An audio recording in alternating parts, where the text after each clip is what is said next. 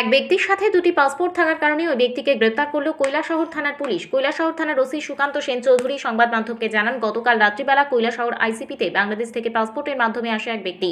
তখন তাকে তল্লাশি চালানো হয় এবং তার কাছে দুটি পাসপোর্ট পাওয়া যায়, একটি বাংলাদেশের এবং একটি ভারতের। একজন ব্যক্তির কাছে একটি পাসপোর্ট থাকতে পারে যা সম্পূর্ণভাবে বেআইনিভাবে সে দুটি পাসপোর্ট সঙ্গে নিয়ে এসেছে, যার কারণে আইসিপি ইনচার্জ হাবিলদার নিরঞ্জন মজুমদার ওই ব্যক্তির বিরুদ্ধে কৈলাসহর থানায় গতকাল রাত্রিবেলা একটি লিখিত আকারে অভিযোগ দায়ের করে।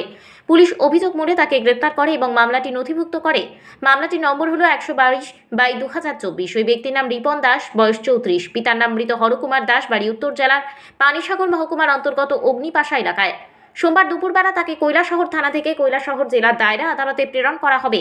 তবে রিপন দাসের নামে দুটি পাসপোর্ট তৈরি হলো কিভাবে সেই বিষয়ে তদন্ত শুরু করেছে কৈলাসহর থানার। স্যার, আপনাদের এখানে এক অভিযুক্ত গ্রেপ্তার করেছেন, তো সেই বিষয়ে কি বলবেন?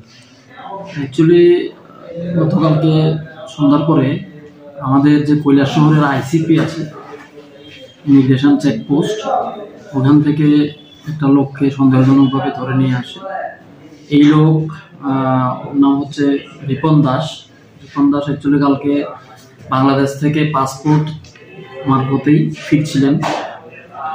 ফেরার পথে ওনার যে লাগেজ বা বিলঙ্গিংস আছে এসব চেক করতে গিয়ে আরও এক্সট্রা একটা পাসপোর্ট সঙ্গে পাওয়া গেছে, যেটা বাংলাদেশের পাসপোর্ট বলে দেখা যায়।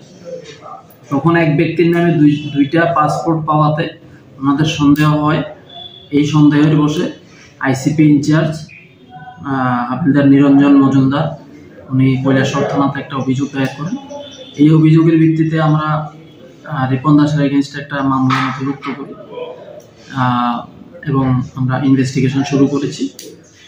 আদৌ জেনুইন কোনটা, এক ব্যক্তির একটাই পাসপোর্ট হতে পারে, একের অধিক নয়, যেটা আমাদের কনস্টিটিউশনে নির্দেশ দেওয়া আছে।